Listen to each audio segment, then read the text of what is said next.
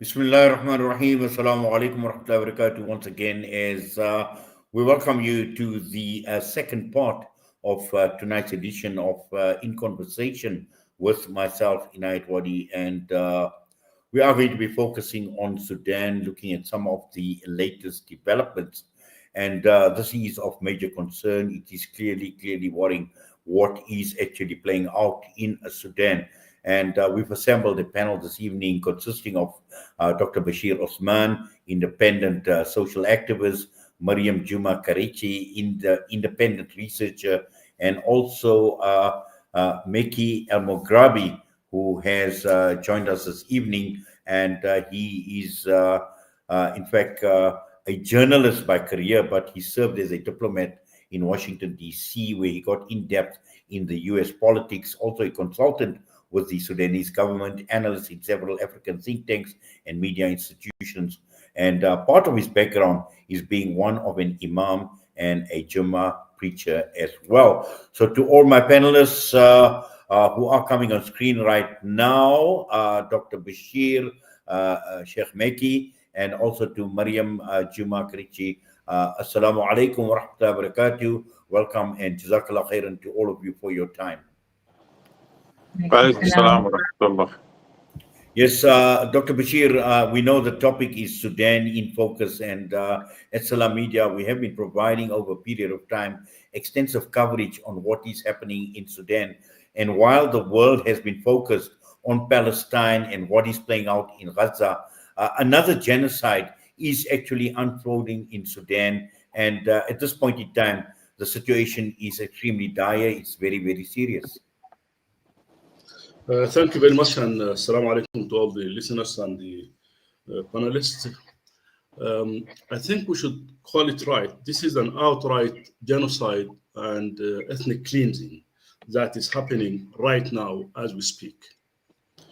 As we speak, thousands of civilians now are exposed to all atrocities that a human can be exposed to.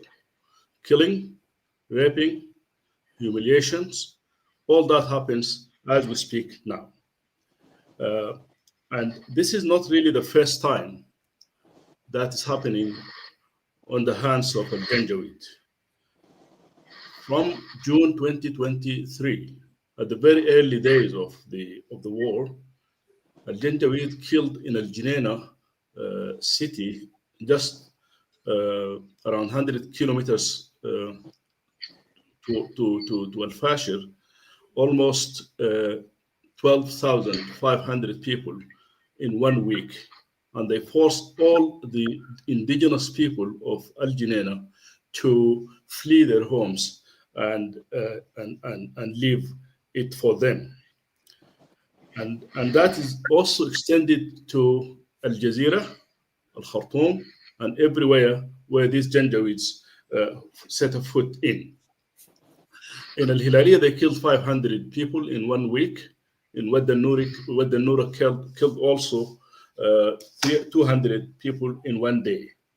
So now actually we are facing a Rwandan-style genocide and ethnic cleansing with all the atrocities that the world may remember.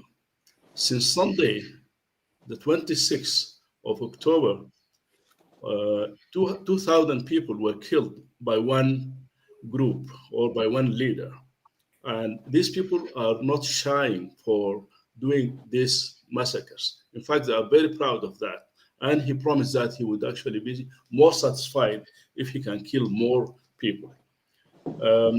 This genocide or this atrocity that we are seeing over these 3 days, I think it's something that we could see coming because of the history of the Janjaweed and what they did throughout the last 2 years and a half. Al-Fashir had been under siege for more than 18 months. During this time, Al-Janjaweed attacked Al-Fashir more than 260 times. Every time they shelled, they killed and they destroy infrastructures, including hospitals. They prevent food supply, to the extent that people who were not killed by weapon and by arms were left to die from hunger and starvation. So, and in preparation for that, they dug a trench around Al-Fashir city, all around. And from the earth that they took from the trenches, they built what looked like a wall around the city, which the Yale University called a kill box, meaning that insiders will be killed and nothing will be allowed to get in. To make it worse, that wall actually now is a site for execution of people who are trying to flee the city. We saw horrific videos, and I think the whole world has seen that. People were unarmed, without any resistance. They were actually killed execution style. This thing is happening as we speak now.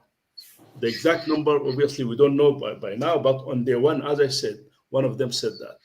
The Yale Humanitarian Lab reported that via satellite imaging, they could see thousands and thousands of bodies that were lying side by side at different places.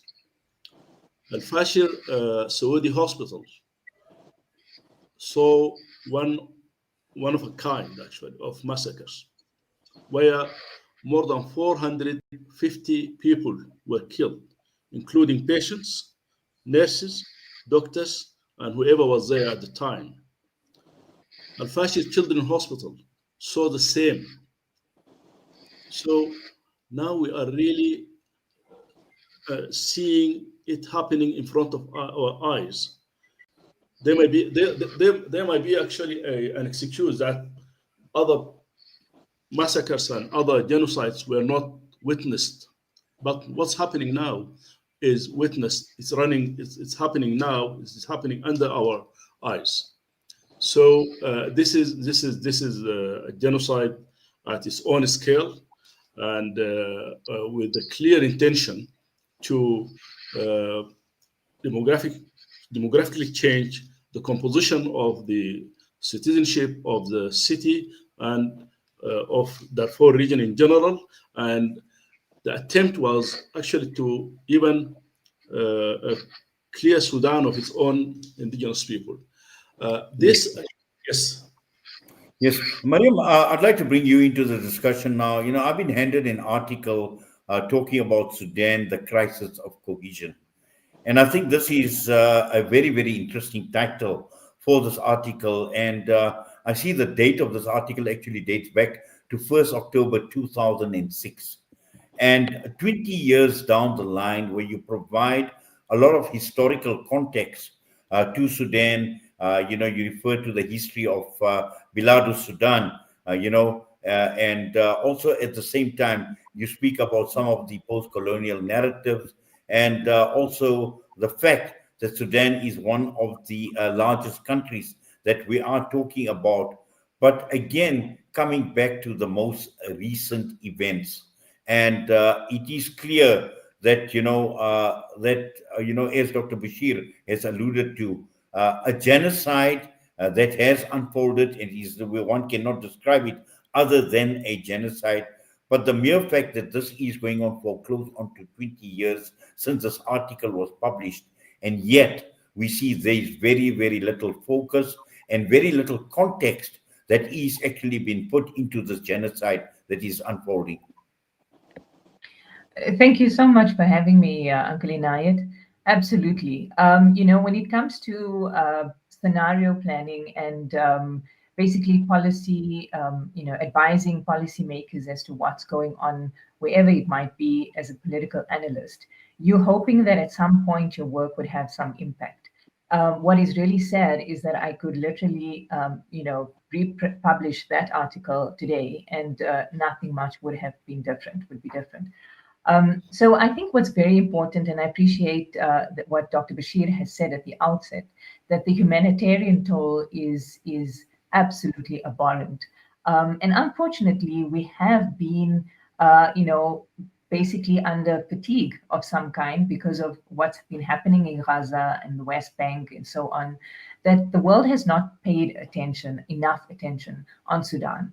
And I'm particularly passionate about the idea that we cannot look at this solely through the humanitarian lens. Sudan is a political issue. It can be resolved politically. And what it represents essentially is the deconstruction of the core of Africa. If you look at Sudan, in its geographically, it's basically the Nile Basin, and it's basically a massive Gulf security node. And this is where I think we should situate the conflict as being one of African unity and AU framework versus the Gulf militarized, form of engagement. Well, it wouldn't necessarily be engagement, but militarization from the Gulf states. And this is what has created this division between what would say is, the western part of the country in Darfur and the east, Port Sudan, that are under two different administrations as such, or leaders. But very importantly, we can't also think of Sudan as a cohesive state. It's not. I mean, beyond Khartoum, even 20 years ago, beyond Khartoum, everybody is deprived. Everyone is disadvantaged.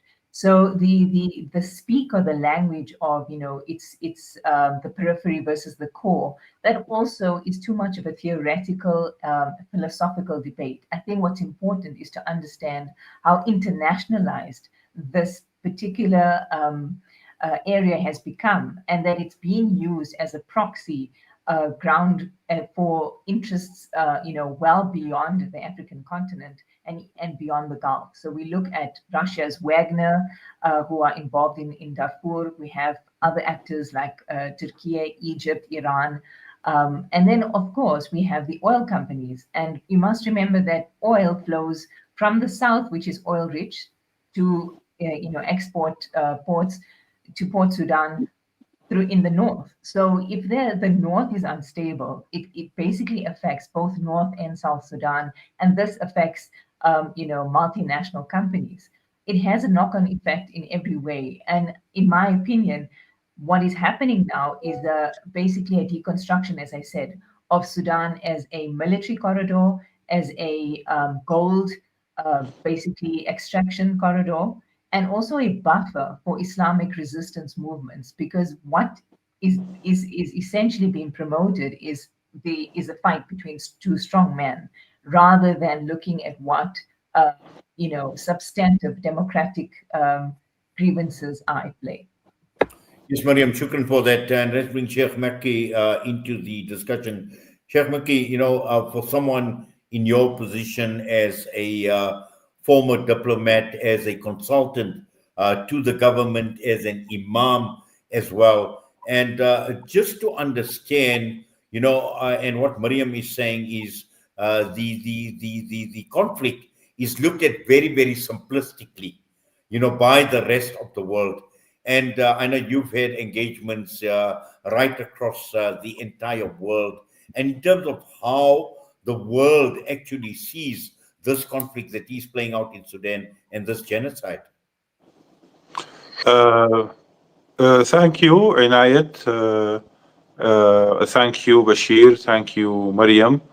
And thank you for all the audience and stream media, Salam Media, actually, for this initiative.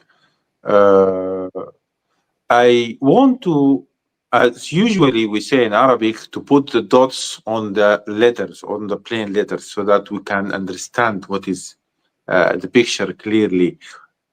We know Africa, and we know what kinds of conflicts in Africa, just like tribal conflict, ethnic conflict, and that put some countries in a cycle of war for some time, and then they recover.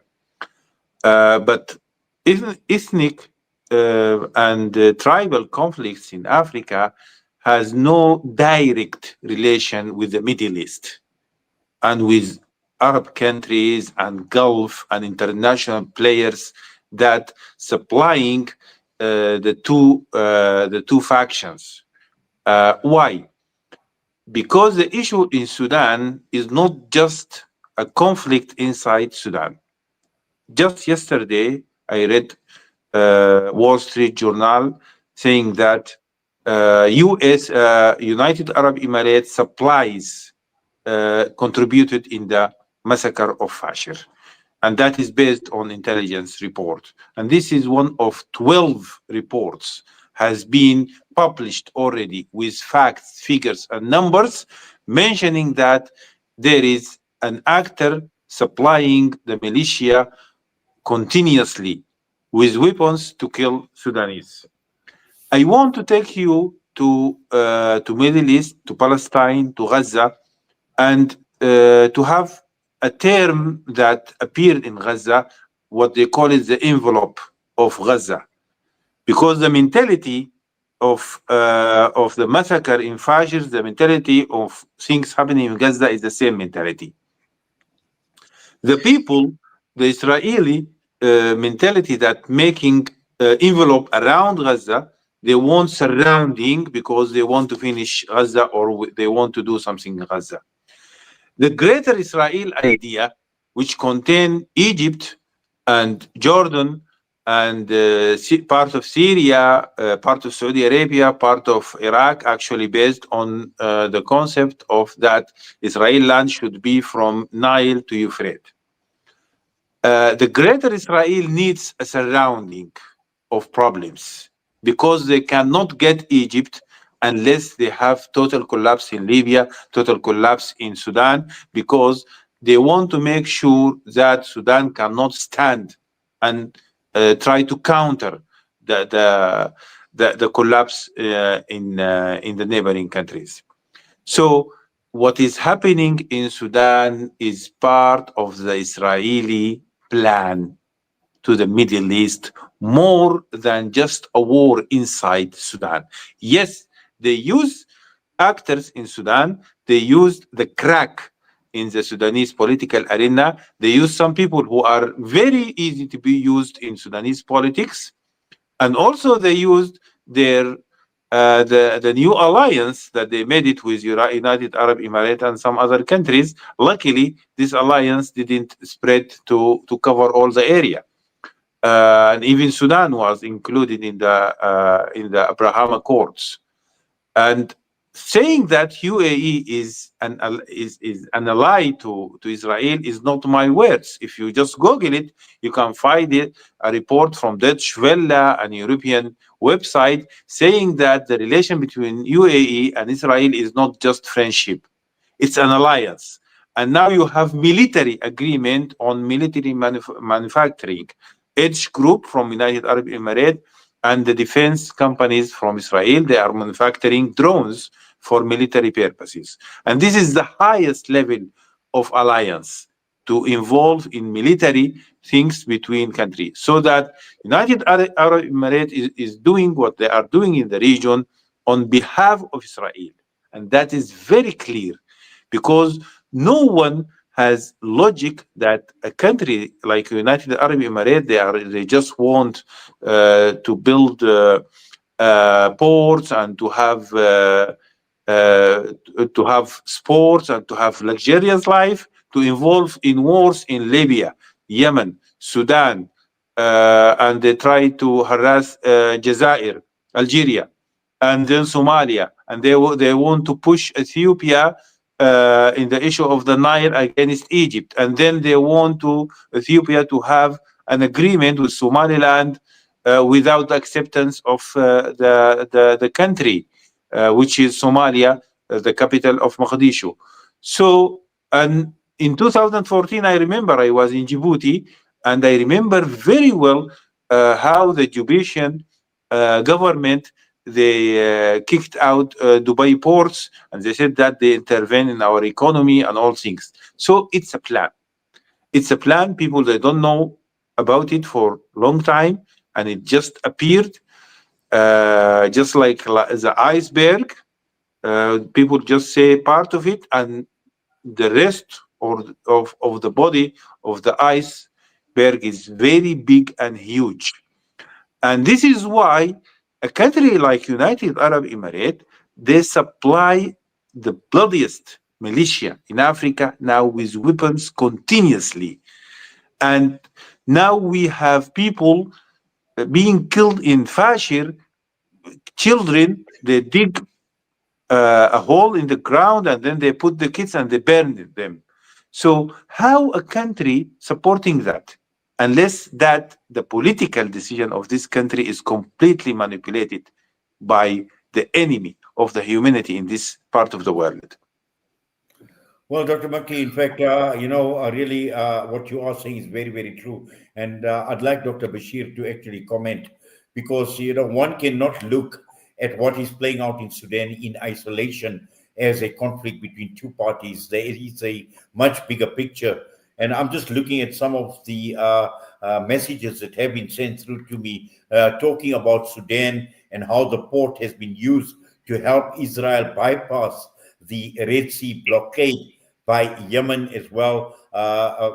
Sheikh Mekki speaks about arms from the UAE, but also the Times of Israel in 2014, reporting about Israeli arms that have been helping to fuel the South Sudan war. And this is according to confidential reports to the UN Security Council, that these weapons were sold before 2014 as well. And there's just so much in terms of Israel, its arms exports, that are helping to fuel the conflict in South Sudan. And as Sheikh Mekki points out, in collaboration with the likes of the UAE. So there are many external players that are involved. And again, one cannot look at Gaza or Sudan in isolation. There is the strong link.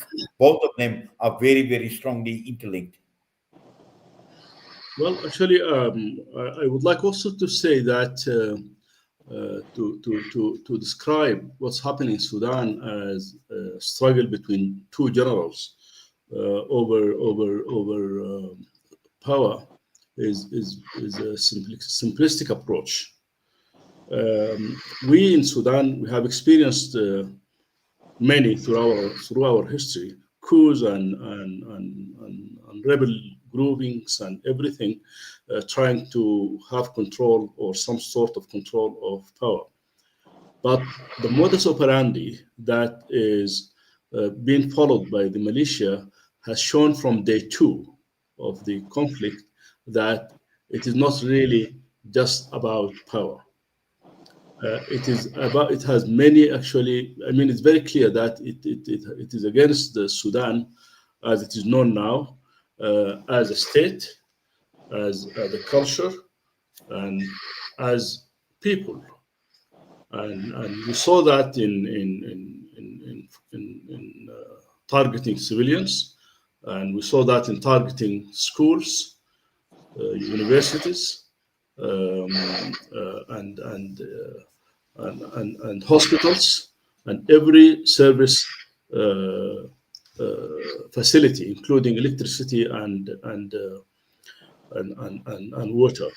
The logic thing is that if someone is after power, is after governing, he should actually try to preserve things for his time when he comes to power. But the way things were done were very clear that this is not about just power. It's about changing what's happening in Sudan, and it seems like it's something has very strategic connotation. That actually it's not about what's happening now. It's something about changing everything. I mean, the demographic, and as I said, the culture and the infrastructure and everything. That shed light on how deep is this problem, and I think Dr. Mekki has shed quite a good light on the interconnection between the role of the Israeli occupation and its aspiration to expand, and it's using the UAE UAE as its proxy to wage what's happening now in Sudan. And we could see how vigor the UAE tries to defend the rebels or the Janjaweed, try to downplay the humanitarian issues. They are trying to, at every level, I mean, at the UN, at the Arab League, even at the AU, and using money to reach to that. The role of direct supply of weapons and others by the UAE, I think, has been very clear, and it's been shown time and again from very reputed institutions, from the UN, from the Human Rights Commission, and every reputable organization. So, now so I think that's a very important approach, that the current war is not really just for power between two generals. It is, again, it is a militia, a tribalistic militia, or actually a family-owned militia that is trying to change everything of Sudan that we have known throughout the decades. Jazakallah for that, Dr. Bashir. We're going to go for a quick break. We'll be back.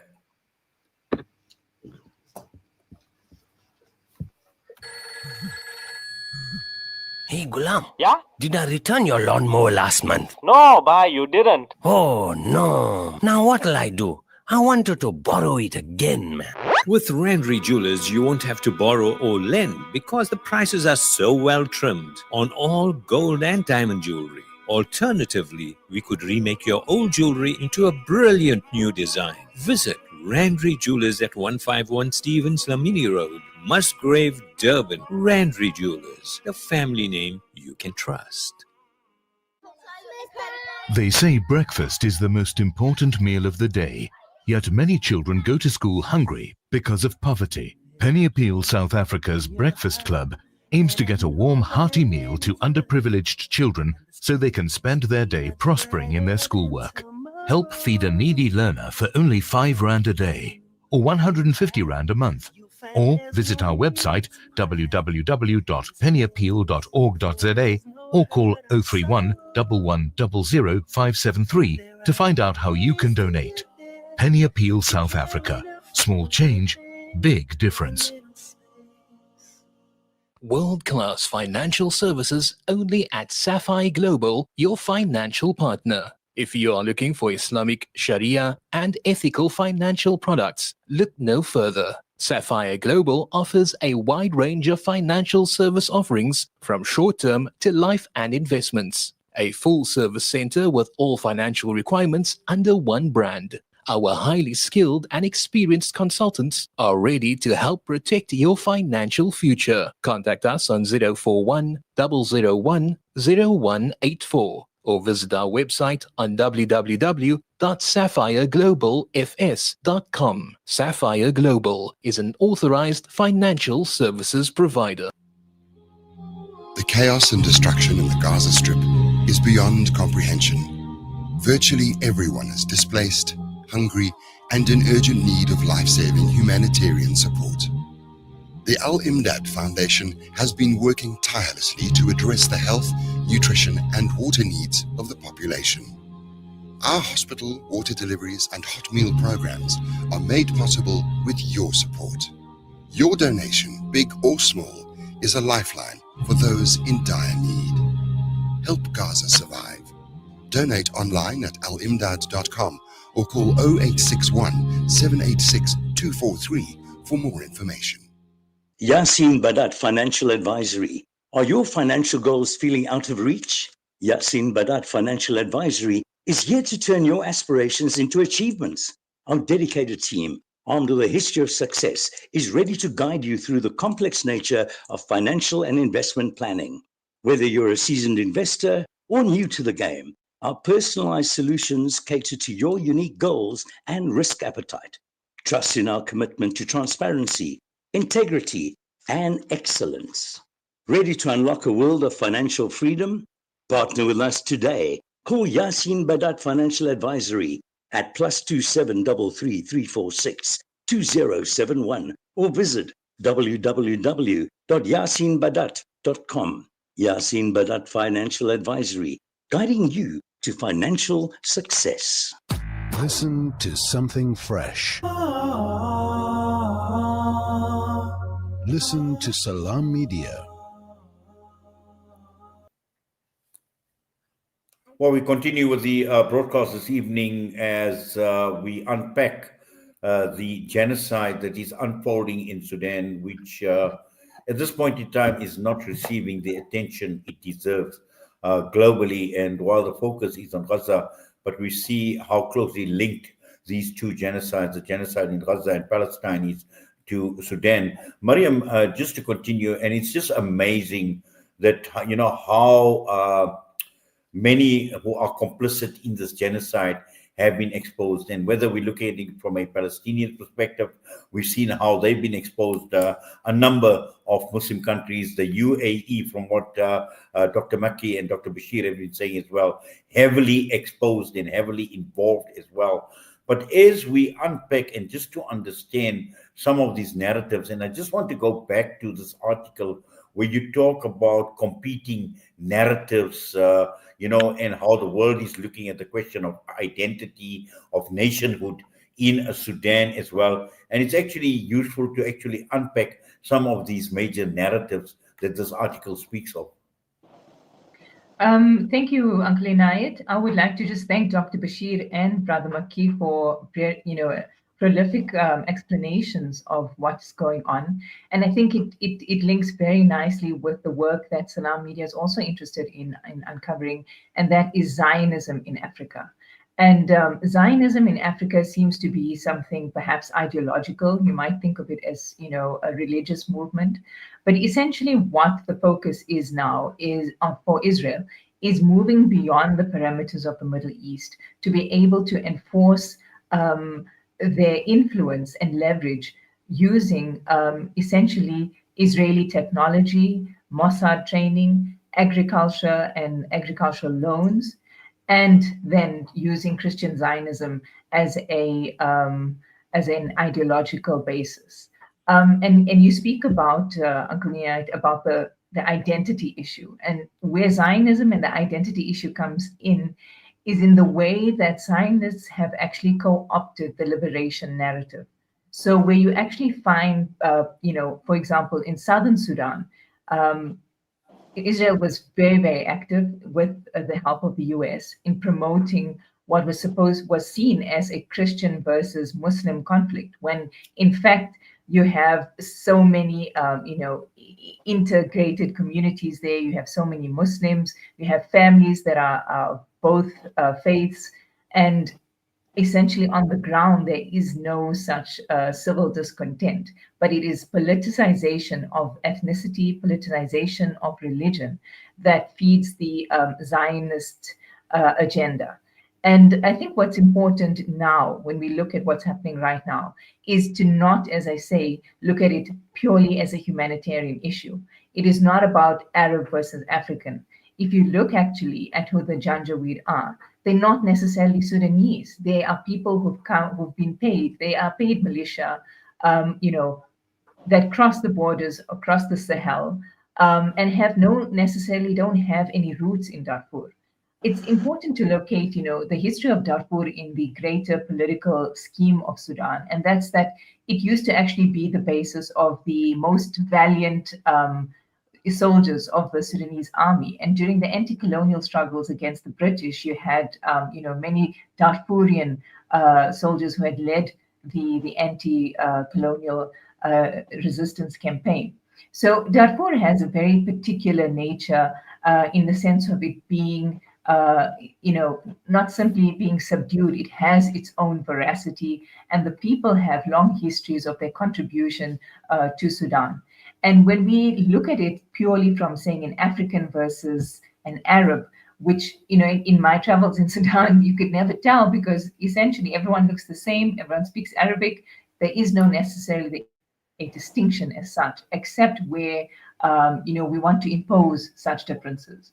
And it's, I think, an important point to consider that even with the Abraham Accords, the people of Sudan were totally against it. We had 80% of the people completely disregarding it and protesting it. And we again see, as we've seen with Palestine and with Gaza and with the protests around the world, that it's always to do with regime versus people. And the people of Sudan have never been in favor of supporting these Gulf states, and in particular, the Zionist entities of the UAE and Israel. Yes, Mariam, in fact, what you're saying is very true, because earlier on I had a broadcast with Shibna Mohammed and we were talking about the security threat to South Africa. And she spoke about we are horribly mistaken to think about the Greater Israel Project just limited to the Middle East, but it extends far beyond. And this is exactly what you are talking about in terms of exerting its influence on the African continent, on countries like Sudan, for strategic reasons, for the Greater Zionist Project as well. So what you say is very, very true. But just coming back to you, Sheikh Mekki, as well, is, just looking at, someone from your background being a diplomat as well, and in terms of being a consultant to the government as well, just to look at the greater region in terms of how they are viewing what is playing out in Sudan. We're looking at the African continent. We're talking of countries in Africa. We're talking of organizations like the African Union as well. And one can actually extend this to North Africa as well, to the Muslim world, to the Muslim countries, to the Arab nations. I mean, how are they seeing, and what is expected of these countries as far as greater involvement to prevent this genocide in Sudan from unfolding? Thank you again.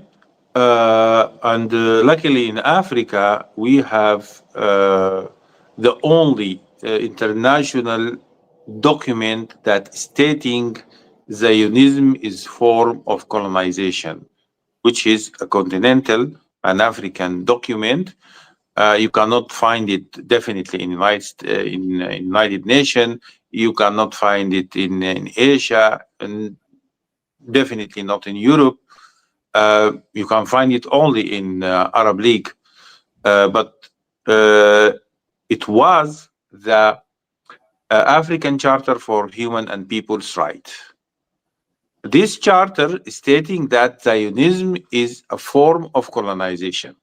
And this is why the African in South Africa, when they fought against the apartheid, Israel was against them, siding with the apartheid.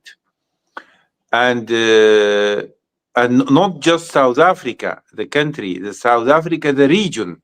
The apartheid was an idea, and they want to make it not just in the South Africa, the country, but in the region, in whole, and also in other parts of Africa. And Israel was supporting that. And this is why the founding father of the African Union, at that time it's named the Organization of African Unity, they made the African Charter for Human and People's Rights, and they stated that Zionism is a form of colonization. Because the word colonization, the only word you can gather Africa, the African behind it. Because different religions, different backgrounds, different languages, different histories, but all of them together against the colonization. And now it is not just as the simple form of colonization. It is the Israeli form of colonization, and that is what is practiced in Sudan. The people of Masalit in Al Jineina city in West Darfur, early, as Bashir mentioned, in June 2023, they have been massacred, killed, pushed out from their city, and new settlers came and put lines under the word settlers.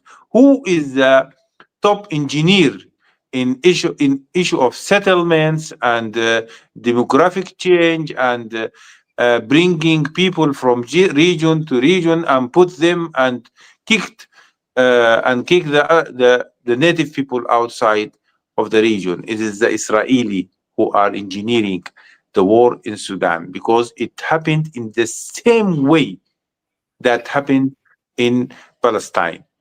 The people who are in Darfur, they know each other, they know the tribes, they know everything. But the people that they came with the RSF from the Sahel region are new settlers, and they came and they took the land, and that happened before, and it's happening now. And after any wave of genocide, and that explain for you why they kill babies, why they kill children, why they kill women, why they kill in this brutal way, just because they want people to leave their land and to forget that this is the land that they grew up, and this is the piece of this of this globe that they belong to. They want them to clean their memory and to squash him out of their land. This is why they kill them in this brutal way.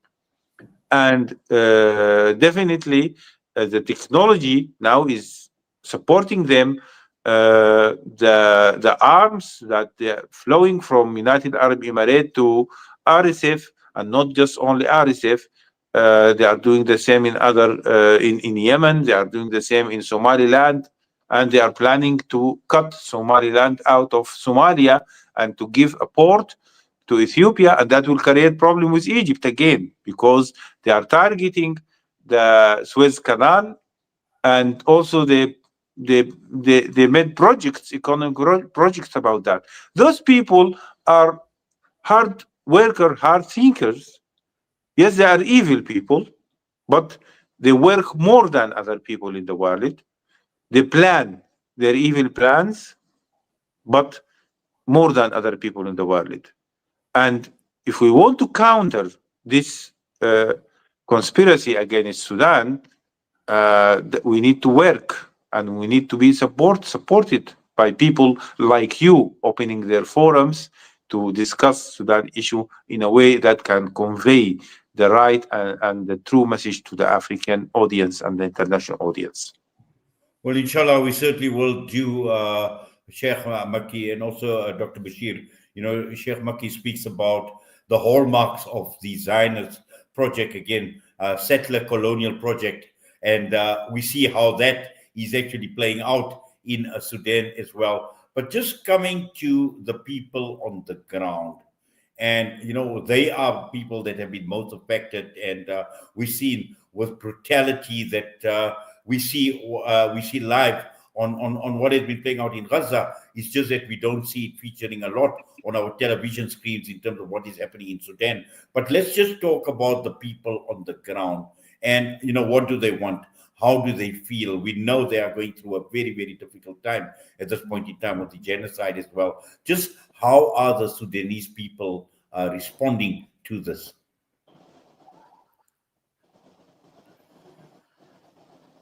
If you could unmute your mic, please, Dr. Bashir.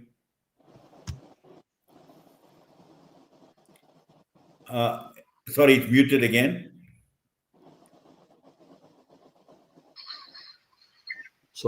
Sorry for that. Yeah, the Sudanese people actually are very well united behind their state and the right to exist as Sudanese. And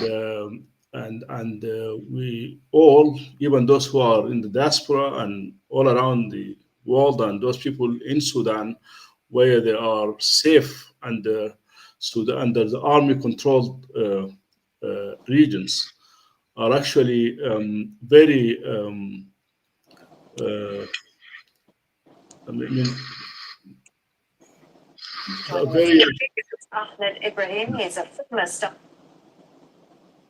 sorry. Yeah. We are really very disturbed by what's happening to our brothers and sisters in Al-Fashir. So today, I think the focus should be on what do people of Al-Fashir need as we speak now. We need really to, first of all, show their problem to the world. So now everyone actually can see what is happening to them. They need to be protected against these terrorists. They need to be fed. They need to be treated for malnutrition, for trauma, and for all those things. Now, half of Al-Fashir population has moved outside of the city to a big displacement camp near a place called Al-Tawila, which is relatively accessible, and that where people should actually focus and send their support for these people. But as Dr. Mariam said, that the humanitarian issue is not really the hallmark of this problem, but the humanitarian crisis is a result of the political issues that we have discussed during this interview. So unless the world is united for isolation of Al-Janjaweed and its backers, the UAE, like the world had done during apartheid, when they recognized apartheid as an anti-human system, we need that to happen now. So we need to isolate and to recognize Al-Janjaweed as they are, as a terrorist organization that actually do well in terrorizing people, and that the only thing that actually they do well, nothing else. That may be the way that actually Al-Janjaweed can be forced to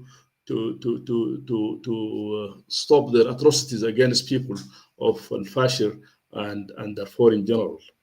So I think I want to appeal and plea for every freedom lover in the world in general, and to our brothers and sisters, to intensify that narrative of Al-Janjaweed is a terrorist organization that needs to be isolated first, and to isolate its backers. In I think the UAE, without a doubt, in order for us to ease the situation of the people on the ground in Darfur and Al-Fashir as we speak now.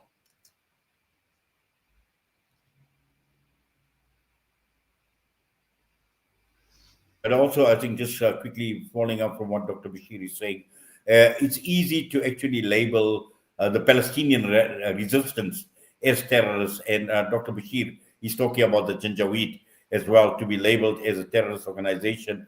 But again, just in closing on your side, just to understand why the world has failed to act.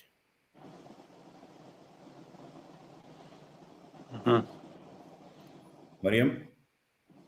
Uncle Inayat, why the world has failed to act, this is a question. If you look at, again, the early 2000s, around 2005, when the world said what was happening in Darfur was a genocide, and you had people like Amal Clooney and George Clooney, being very active, going to The Hague, having all kinds of campaigns to make sure that Umar al-Bashir was considered a genocidaire. There you could see it was the easy, good versus evil guy. What's happened here is that the forces that are actually backing the Janjaweed are not comfortable to be. It's not a comfortable way of saying, these are the bad guys, because those are actually the ones who are supplying the US, who are excessively entrenched in the Israeli military complex. And this is why I think we've seen such lack of movement and an obfuscation of what is actually happening. And again, like I say, my pet peeve is where people describe this as a tribal issue. It could not be anything further from the truth. And what's important also is, just like with Gaza, you're having Zionists themselves who are exposing themselves, and you have then, anti-Zionist researchers and writers who are speaking. And there's actually quite a good article that I was alerted to by Comrade Salim Valley, who's also written with Roshan Dadu about Zionism in Africa. And the article is by Yotam Gidron, who is a Jewish researcher, and he speaks about Israel in Africa. And he actually gives detail as to how much money was transferred from Israel to the Southern SPLM movement for arms during the sanction period. So we have to remember, the small arms, the proliferation of small arms, the lack of DDR, that's, demobilization, disarmament, and reintegration of former fighters from the southern and northern conflict, means that it's a completely volatile playing field. And that, as Dr. Bashir said, if we are not, if we're not united and not standing, if we don't stand in solidarity as a world, as humanity, essentially Sudan will be left to wither, and that will basically mean the end of peace for the entire region. Jazakallah for that, Mariam. Sheikh Mekki, some final thoughts from you? Actually, yes, this is the way out from this this crisis. It is not just humanitarian crisis. It's a new form of colonization, imperialism, Zionism, all evil ways to grab the land and to change the identity and to make fake states that belong to one actor in the world, which is Israel in this case. That is happening now in Africa. They are making the economy of some African countries. They are intervening in their economy by companies, finance, and already you know that the international banking system is under the control of these groups. Yes, it's true. Now the BRICS is doing their best to make a new banking system that free from the control of the Zionism and American capitalism. But still, as African, we need to work hard, and we need at first to increase the strategic awareness. We need all people to reach the level of awareness that I see now in this in this forum, how things are not just war and fight. No, there is an agenda behind the war and the fight. So you need to discover this agenda, because you know after that very well that they are coming back to your country, not just by war, but they will come with other tools, and that is happening already in several African countries. Thank you. Yes, shukran, jazakallah for that, Sheikh Mekki, and inshallah, as part of our humanitarian journalism at Salam Media, which we strongly promote as an ethos, inshallah, we will continue exposing these agendas that are obviously playing out in discussion forums like these. Dr. Bashir Osman, I'll give you the opportunity of having the final word, inshallah. If you could unmute your mic first, please. Thank you very much. As I have started earlier, I would like to urge everyone to remember that as we speak now, genocide is happening in Al-Fashir. Keep Al-Fashir peoples in your dua, and in solidarity, we stand with them. Thank you. Well, Jazakallah khairan so much for that, Dr. Bashir Osman, and also to you, Mariam Jooma-Çarikci as well, and to Sheikh Mekki Elmograbi. We say Jazakallah to all of you for taking time out. This is just the beginning of a discussion. I'm sure there's a lot more that over a period of time, inshallah, that we will unpack. But it's been an absolute pleasure having all three of you as part of the panel in our program tonight, in conversation with myself, Inayat Wadi. So to all of you, we wish you all the best, inshallah. Assalamu alaikum wa rahmatullahi wa barakatuh. Assalamu alaikum wa barakatuh. Well, that brings us to the end of another broadcast. And again, to provide a lot more context, a lot more clarity on the genocide that is unfolding in Sudan. And we cannot call it anything else but a genocide, like we have called a genocide in Gaza. And again, just in unpacking, again, it's very, very worrying in terms of the political dynamics and the political agendas that have been playing out. And again, you have countries like the UAE the Greater Israel Zionist Project, settler colonialism, all of that has actually featured very, very strongly, very prominently as some of the root causes of what is playing out. And again, the Janjaweed as well, a terrorist organization, we can't call it by any other name as well. So the world obviously needs to sit up, the world needs to take notice of what is happening, and the world needs to truly understand. And inshallah, at some point in time, we will still continue. We have been obviously focusing a fair amount on Sudan these days as well. And inshallah, we will continue bringing you a lot more of these type of discussions in our broadcast, inshallah. And with that, I'm signing off from myself and the team. Jazakallah once again for joining us on the airwaves of Salam Media. We wish you all the best. Assalamu alaikum wa rahmatullahi wa barakatuh.